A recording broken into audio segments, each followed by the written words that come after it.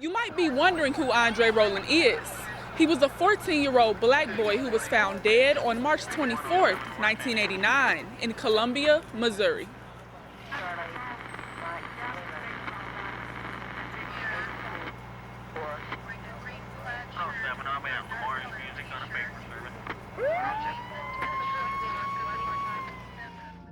He is just a fun-loving guy, you know. He's my big brother. He loved life. He had lots of friends, you know. He loved to play sports. He loved church. He just loved life. Andre was annoying. He always, you know, we met at Jeff Jr., you know what I'm saying, not really knew each other outside. You know, Columbia's really small, but when we met at school, we clicked up because we had at least 3 or 4 classes together. So we seen each other, you know what I'm saying? I might have to help with homework. I might say, did you get number 4 or whatever? So we just kind of clicked like that, you know, but very annoying, always doing something. We were hitting each other, you know, or something. And just, like I said, he was just a good person, you know what I'm saying? Always a smile and, oh yeah, that was Andre. Andre, man, that was my guy, you know. Andre took care of me. You know, Andre, even though we were the same age, he was my big cousin because, you know, he took care of me. He looked out and made sure I was okay every day, you know. We get off the bus first thing in the morning at Parkade and he's, "Cuz, you okay, you know? You need anything? Straighten up your shirt, man. Here, fix your pants," you know. He really did take care of me. And the big thing I can remember about Andre is Andre made me proud to be me. Andre told me that it's okay if you don't have what the other kids have. It's okay, that don't make you. That's all right. And he really, you know, helped me understand that. You know, when you grow up, you know, like some of us grow up not having everything, sometimes you feel a type of way when you see the other kids with stuff and that you know your parents can't get you and whatnot. And, you know, he made it clear that, hey man, that don't make you, you know? So that went a long way for me, you know, that really meant a lot to me. And that really helped me, you know, because I didn't know who I was before I met my cousin Andre. We was the big kids at the school. People kind of pinned us against each other because of our size and the sports, the competitiveness,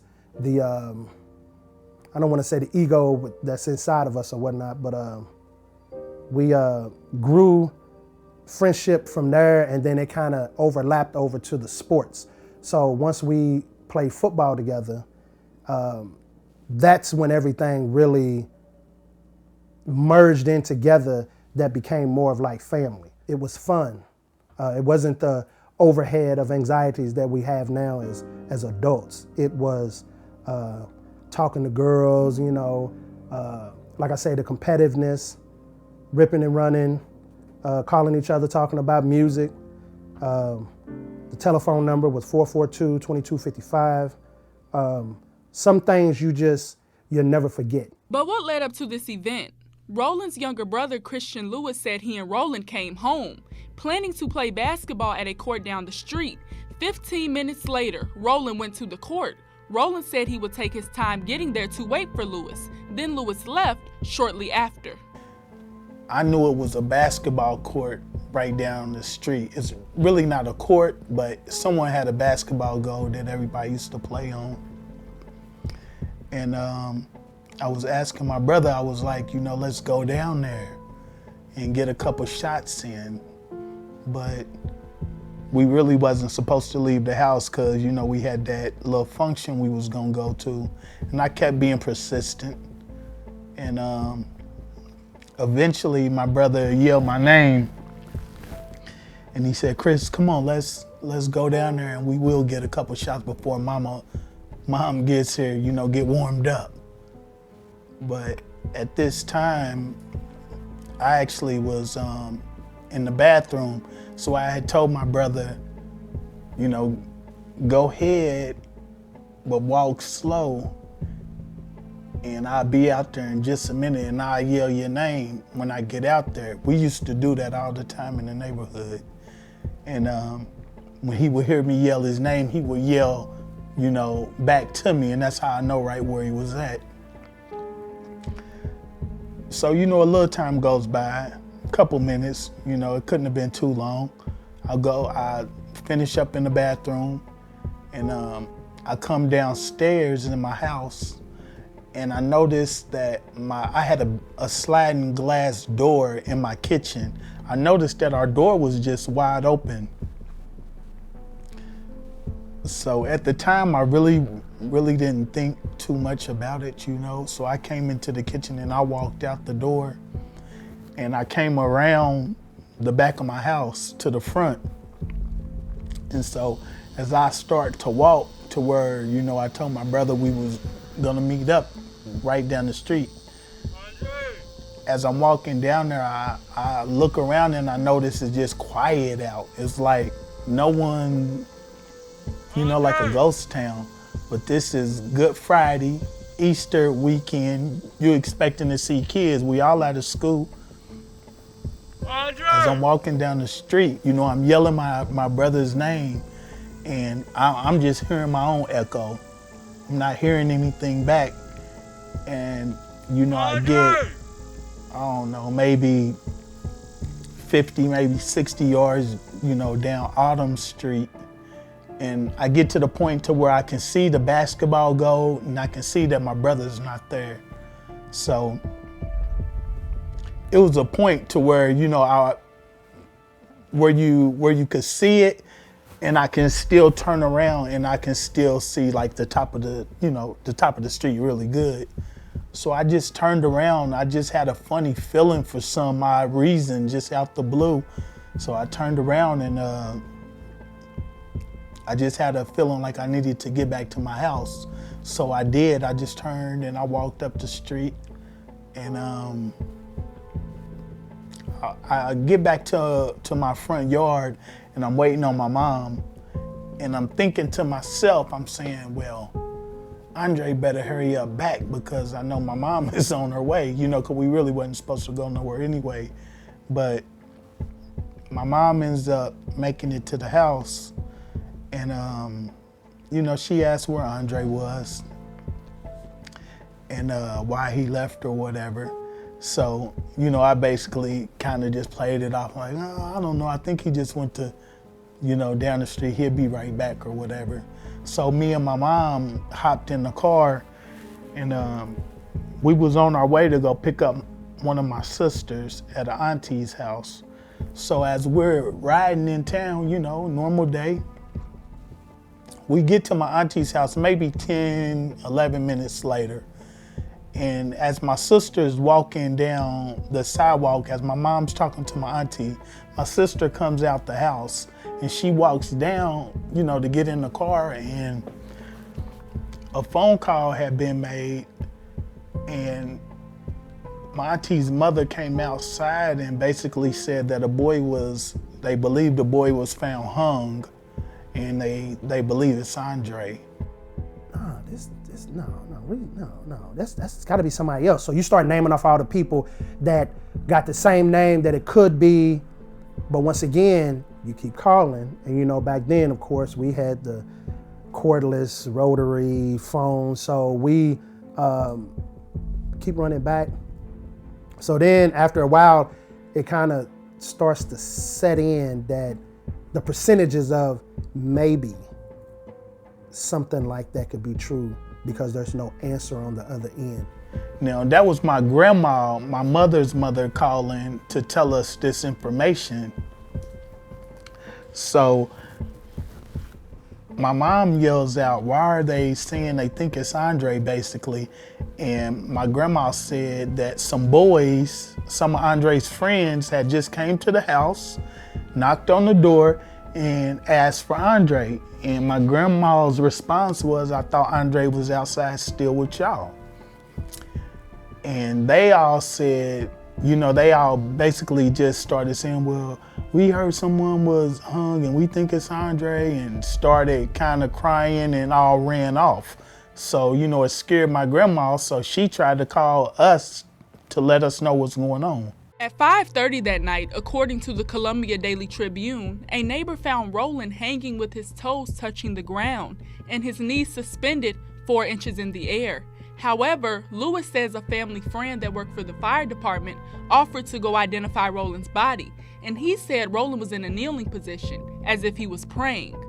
The newspaper reported that authorities did not allow Roland's mother to identify her son's body. Until the body was removed from the location, it was found. For one, we know that the fire marshal, he identified Andre's body. Christian was witness to him saying that there was foul play involved, 11-year-old kid. But from some paperwork that we have obtained, he had recanted that statement, saying that he just was trying to console his mother and basically, because he knew her, just make her feel better.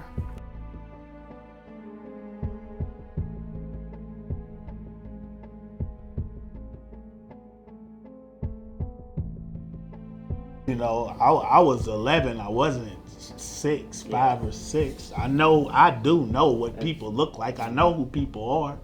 You know what I mean? It's like I don't know you. I do know you.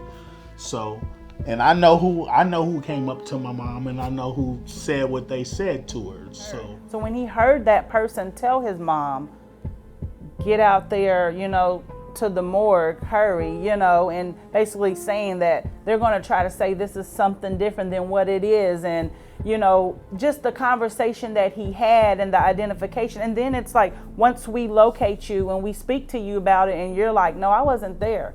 Well, he said you were there. You know, there's a witness that said you were there. Well, I wasn't there. And there's no paperwork stating that I said anything. But then there's no paperwork.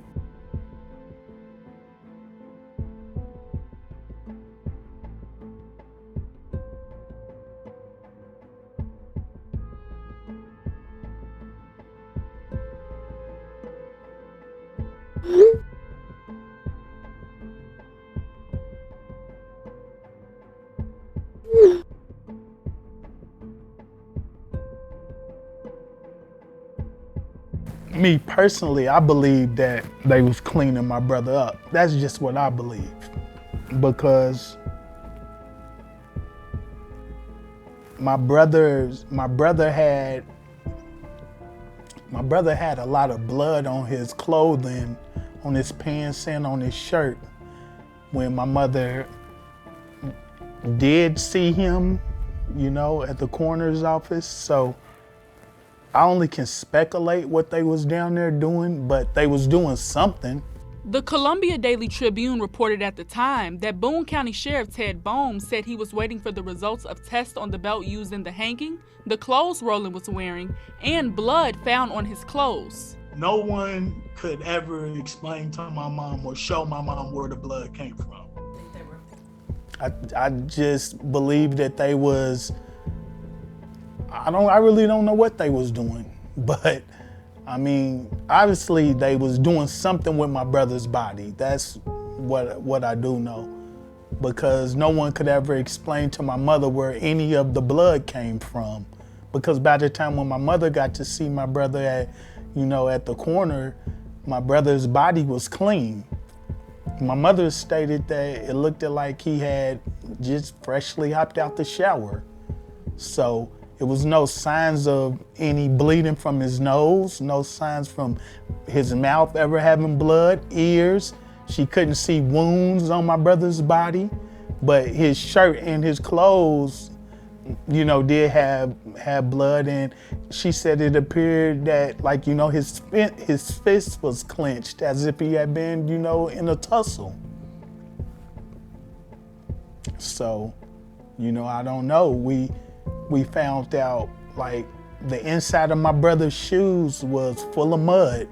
So we knew at one time, obviously, my brother's shoes was off of his feet, because his socks had mud on them, his shoes had mud on the inside of them. But when my brother was found, they said that he was found intact with his clothes on. So a dead man can't put his shoes back on. Somebody got to help you with that. You know, a dead man can't pull his clothes back up if his clothes was ever down. Someone got to help you with that. As far as the death certificate, we've got a copy of the death certificate, and you know, there's newspaper articles that literally state that the case has been closed due to the autopsy results. The coroner says that it was a suicide, but the death certificate clearly states it says hanging death undetermined. The cause accidental or purposely inflicted. So how could the case be closed? How could the case be a suicide if the death certificate speaks otherwise? Obviously, the coroner did not feel that way, or else he would have checked the box for suicide. And his mother was screaming. I was just looking, you know, police were all around. I was basically, my job was to really take the body. My job was to go to the scene, which I did. And I was there and I remember that a guy just said to me, we would be worried if he was hanging from a tree, but he could touch the ground. That's the words that I remember. And that didn't really affect me in any direction either way. I wasn't even smart enough to know what that meant, to be honest with you. But what I did realize so when we find someone hanging, the things we look for are the ligature around the neck. We look for the angle of which it is, and mostly we look to see whether or not that they've been harmed. Yeah, this article talks about whether or not choking phenomena in children can be addictive, and you know, whether or not they find it gives them a pleasurable high. And they document that I think in 1 year there were like 70 kids, and usually young, that actually did this. And as I told them that when I was a kid growing up in the inner city of St. Louis, we used to have like choking games, which were normally, it was like squatting down, hyperventilating, blowing on your thumb, and passing out. But this basically suggests that the effects of hypoxia can be thrill-seeking, not necessarily sexual, not necessarily sexual erotica, you know, but just the fact of being deprived of oxygen can give people some kind of a high. And that article documents that that's not uncommon, and most of the families don't know that that's occurring. And what I told them so I signed this case out as undetermined. I mean, I didn't think it was a suicide. I didn't think anyone killed him either. I really didn't. So we have a category of undetermined. Mm-hmm. So that's what I said. And when you leave it as undetermined, the advantage of it is that it can be investigated. If you sign it out as a suicide, you kind of close the case. I had no reason to believe this was a suicide. None. I mean, I had no reason to believe it was sexual asphyxia because there was no paraphernalia around. Are you familiar with sexual erotica? Yeah. So there was no reason to believe that. Now, Andre was a 14-year-old kid as big as he is. I mean, he was a full-size kid. And I was fairly new at this, and I still recall going to the scene, and they didn't let the mother see him, which was a mistake. He had a fair amount of like saliva with some blood-tinged fluid in his mouth, which is very common in asphyxiation. I mean, there were no injuries on his body that I recall. And I remember a police guy said he could stand up. So, like, if he was found, I mean, most times when they hang people, they really hang them high. You know, it's not like you can barely touch you, they're really hanging high. So, my feeling was that nobody did this to him at all. And on the other hand, I couldn't be sure of anything. I mean, I was pretty sure this wasn't a suicide, mm-hmm. and I was pretty sure that nobody did this to him. So, it was like, fortunately, we have a category that says undetermined. And, but I actually just pulled this article today. Because so I was told that there was a tape going around, so it wouldn't have been like a cell phone tape, it would have been like a videotape, like an 8-track tape going around showing how you could do this.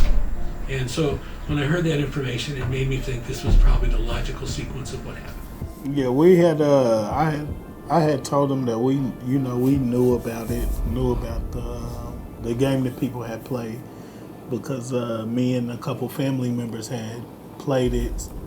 And he was telling us not to at the time. Like, y'all know better than to do that. You know, you can pass out. You might not wake up. So he was always against it.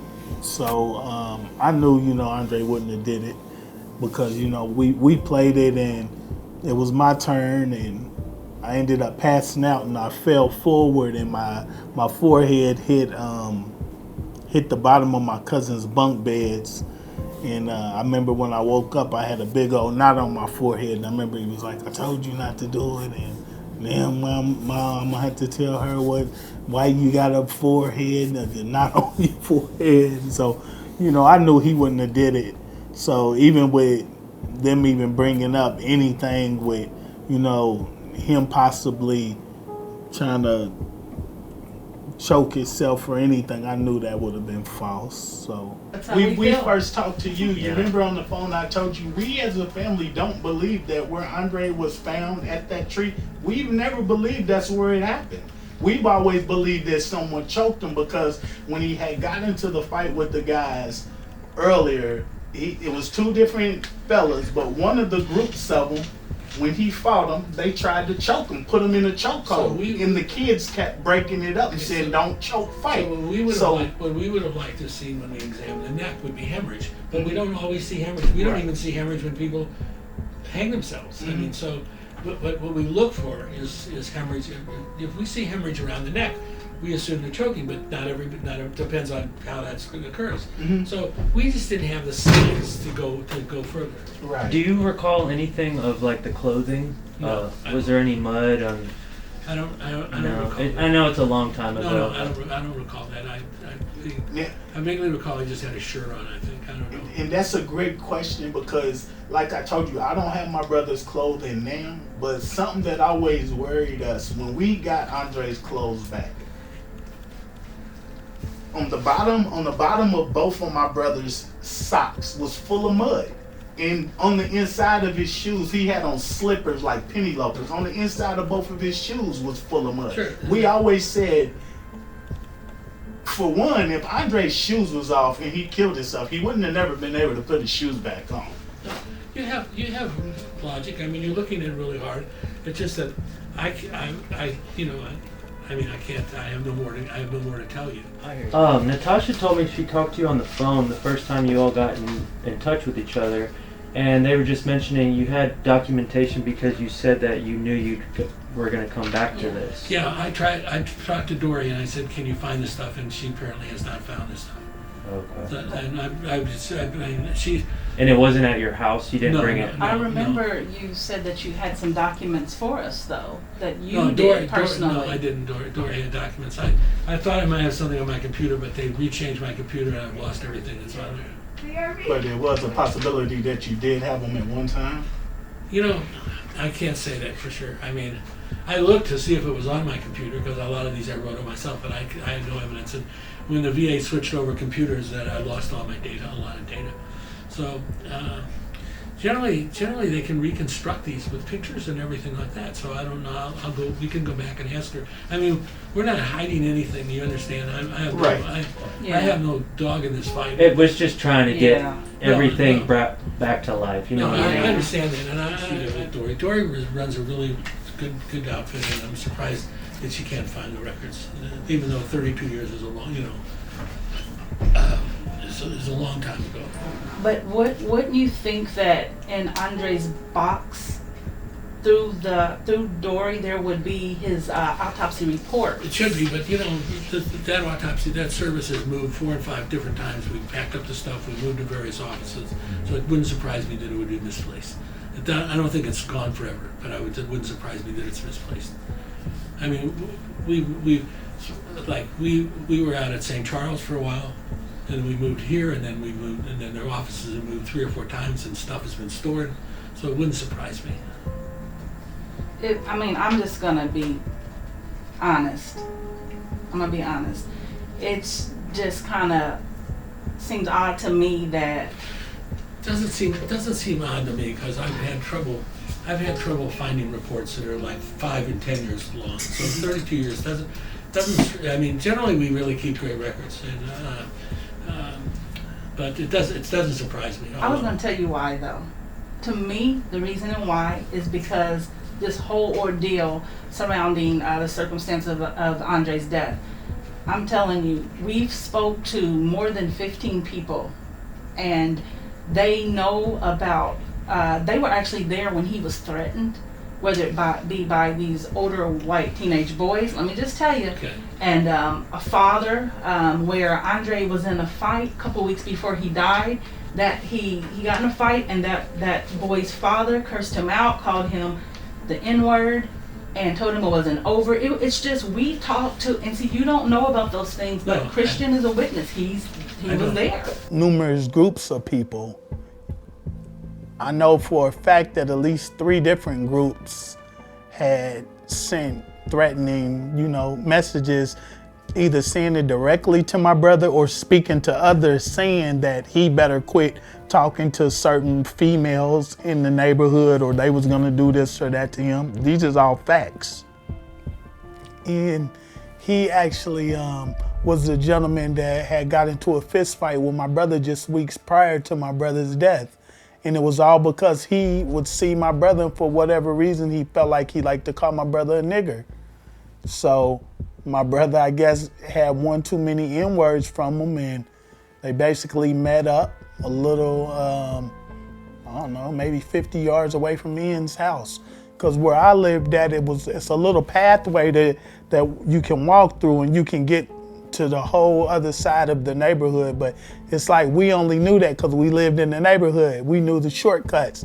And when you go through this shortcut, you literally are standing right in front of this Ian's house, And when we all got there, Ian and his buddies was there, and his dad was there, and they got into a fist fight. And long story short, my brother ended up bloodying his nose pretty bad. And I remember when Ian's dad stopped it, he made a comment that this isn't over, and as a kid, you don't really take heed to a grown-up saying this isn't over.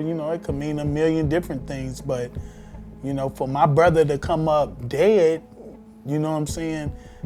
not too long after that, that is concerning.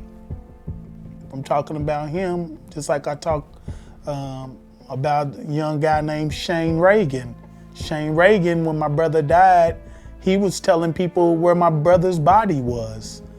So I'm wondering, how is it that Shane Reagan was telling people, do you want to see where Andre's body is, before any paramedics is on the scene, before any sheriffs is on the scene? How is it that this one person knows that my brother is somewhere in the woods deceased? I don't get it. When I haven't seen that guy in maybe 14, 15 years, and I actually ran into him when I was in traffic, and he actually started running, and I haven't seen him ever since then. So I wondered to myself, what information does Shane Reagan actually have? I believe that's another person that's really important for me to get in contact with. And, maybe because of all the years that has passed, maybe Shane can enlighten me on how it is that he knew that my brother was in the woods.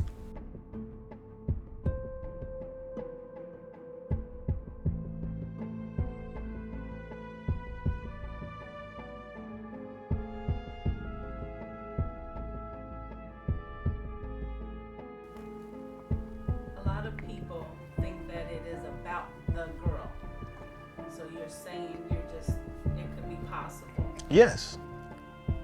What I'm saying is, Andre has a friend, a guy that was his homeboy at the time, that knows that Andre was talking to this particular girl who everybody says, and even though she may deny it, the friend vouches and says, no, you was talking to him, and it's just like us. Like, we know that people deny a lot of stuff, but at the end of the day, it doesn't mean it's true just because you're denying it. So what I'm saying is, I don't know how it happened, or if he did go and meet up with the girl. I can't tell you the answer to that. But what I can tell you is, a lot of people, since we've been doing our investigation, a lot of people try to distance themselves, whether some say they didn't even know Andre, when we know for a fact you did. So we know that some people is just more comfortable just leaving it and trying to just keep their names out of it. But what I will say is the reason why everyone's name is brought up. Everyone's name who's brought up is brought up for a reason, and they're all valid.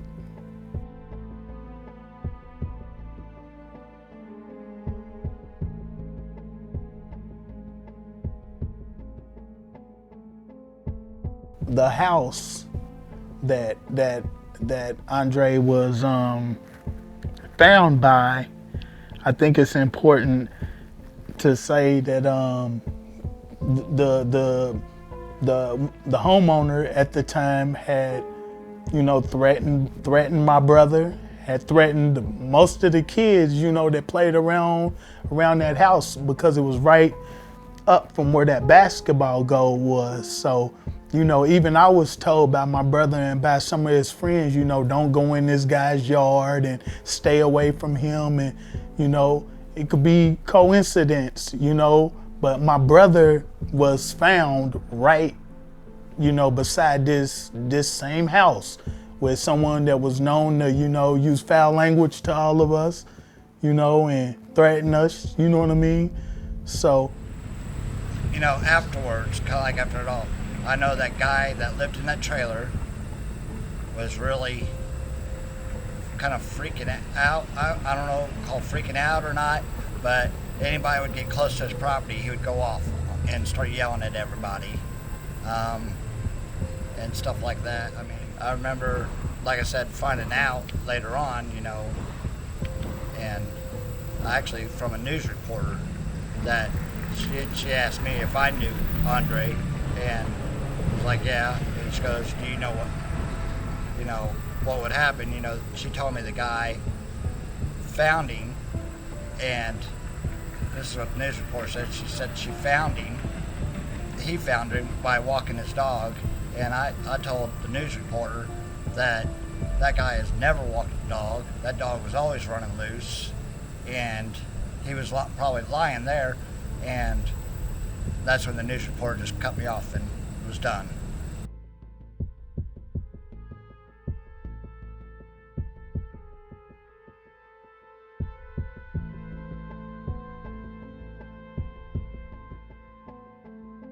It's like no one wants to keep talking about the part where, what about that man's where Andres was found? He just threatened him to kill him.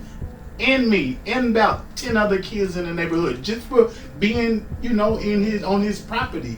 And then my brother's found basically in his backyard. Sure, that's but that never comes up. That it's just, and that's what I was talking about when I went to when I'm talking about the sheriff's department. When I say we just feel like they investigating. We know that y'all didn't talk to the kids with the things that was going on in the neighborhood. Because they go for the most obvious thing. And it's not obvious that someone would do this. I mean, so you go for the most obvious thing, right? And that's what everybody does. And so there wasn't a full investigation from the start. That's just how we all feel.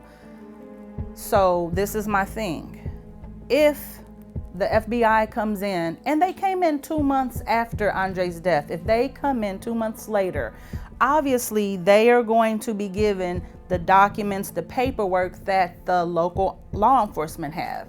That's how they're going to do their research to, look into the case. But how can you thoroughly come to a conclusion when local law enforcement didn't even do their job to have a full investigation, because they didn't even interview Christian, who is Andre's brother and known to be the last person to see him alive? Me doing my investigation and research, I have spoke to about 15 people, maybe more than that. But out of all of the 15 to 20 people that I've spoke to, none of those individuals have ever spoke to law enforcement. So, if the investigators would have spoke to Christian, if they would have took a list of names from Andre's mother and really spoke to people, his peers, neighbors, family, just people that knew of all these different things that were going on, I feel that they would have the information that we have from doing their job. There's a lot of valuable information that they don't have because they didn't want to, for whatever reason. So I think that the FBI concluded, because of literally the information that they were provided with, And so, you know, that's why we are here today, you know, doing our own investigation. And from speaking to all the people that I've spoke to, they're willing to help, and they needed to be spoken to back then. Andre or none of the people I would say that knew anything about this case was ever questioned. It was said that 15 to 20 people was questioned, but we know that that's not true. We know that's not facts. I just would wonder where it would have went, what type of investigation would have happened with my brother if that guy never said that to you. That's really what I think, because it's like he said that and then it went straight to this is it, this is what it had to be. He killed himself, he can get up, People he think did that it. to this day just because it was said, and it's That's not too fair. easy. It's not fair for my brother Yeah. because that happened. That lets me know as a 43-year-old man, I have a 7-year-old, I have a 16-year-old, an 18-year-old, 21-year-old, 25-year-old, and a 26-year-old and a 27-year-old. That would absolutely break my heart that I know that somebody could just sit and speculate, well, I think this is what happened, and know that whether it did happen or whether it didn't happen, just to know to myself that they're okay with that, and not knowing if that's the truth, or even looking into what was going on with this kid at the time. But it happens all the time, not just for... Clearly, with this case, it happened. No, it happens. Yeah, that's a fact. It happens in most cases. Andre's case could have been solved 30-something years ago. It's obvious that I think I know enough to say that there's two things in an investigation that you should do. You should interview the people surrounding the situation, which Christian was the last known to have seen him alive that day, leaving the house. You should interview their family, their peers, their neighborhood, you know, people in their neighborhood, their friends. Interview these people on the school bus, because see, those are the people that spend a lot of time or see this person a lot.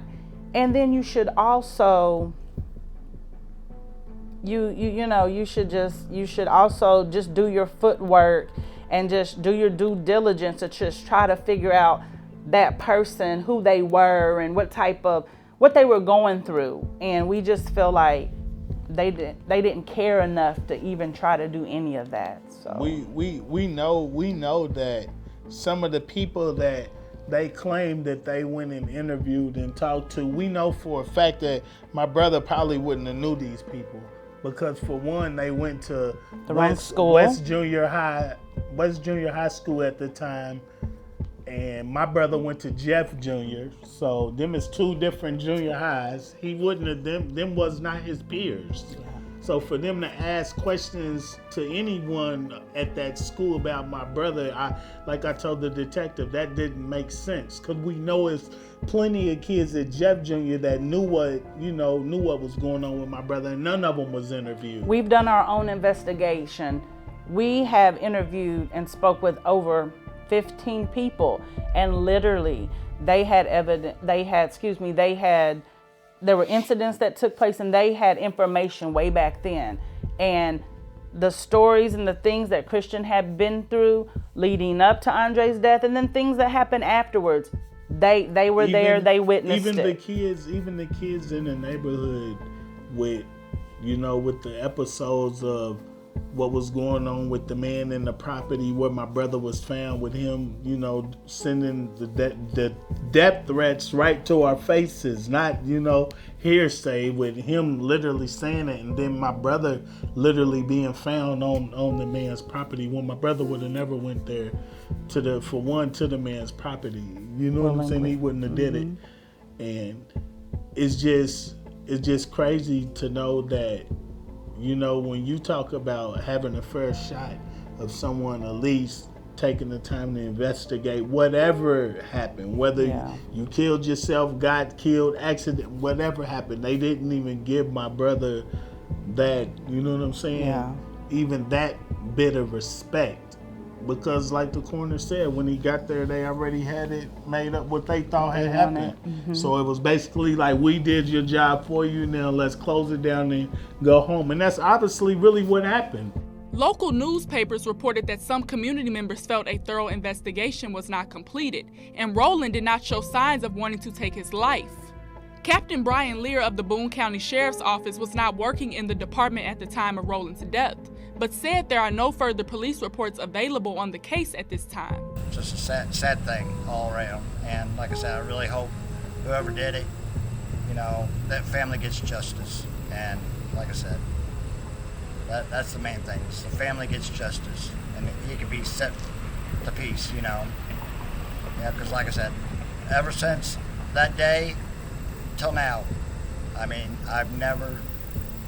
They said it was a suicide. I never knew it was a suicide. I just knew from my heart that something happened and someone else had a hand in it. It's just all tied in, It's like we got so much information, and every day we get closer and closer and closer. And I know one day I don't have to worry about seeing how close we are. I'm gonna get the answers that we're looking for. Of course, I want justice for Andre. I really do. I'm hoping that for everything and that everyone has been doing to trying to help bring his case back, to light, and just to possibly get it reopened and looked into. I'm just really hoping that justice can be served, that that the individuals that are responsible for his death are held accountable. That's what I want. But my husband said to me not too long ago, if that doesn't happen, that he will be just happy with the world knowing Andre's story, and to know that the world understands what happened to his brother, and I'm right along with him with that. I really am. So I want him to get justice, but if not, just for the world to continue to share his story and never forget him. Could you talk about the foundation that was created? In 1989, after Andre's death, his mother, Miss Norma, created the Andre Roland Memorial Scholarship. It was something that she created in her son's honor and name. She raised $1,000 for a young lady who she handpicked, who was graduating from Hickman High School. Her name was Tracy Bush. And she had got accepted to Lincoln University. And Miss Norma, she didn't have social media, cell phone. She didn't have any of the things we have today. But when I tell you, she got out there and she raised that $1,000 for that young lady, and just to help her continue her education. It just meant so much to her because Andre was big on education, and I really commend her. I admire her for her strength and for her,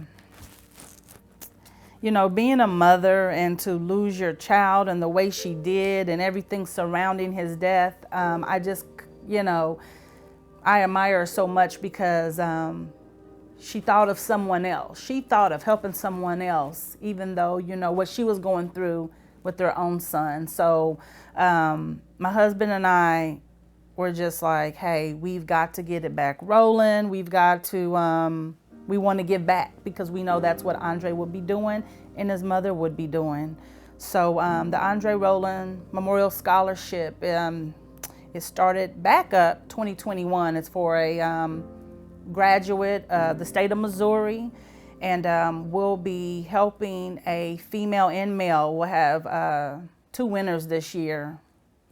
We'll be helping them continue their education in honor of Andre Roland. Hey, I'm falling to eternity. They just keep on burning the history that we learning. They earning all the respect that is turning to re-neglect all the wording from the expression is worsening all the love that is nurtured, which caused all of the murders, including ones never heard of because of choice of a voice that'll rejoice. I wish I could make some noise for the joy, but they play like a toy. Shout out to the boys that turn into the men who learn after they sins. Got like 10 that been through the worst to keep on saying that again. They just wanna win, don't got too much friends. They know when the end. A lot of people was just here for pretend. Yeah.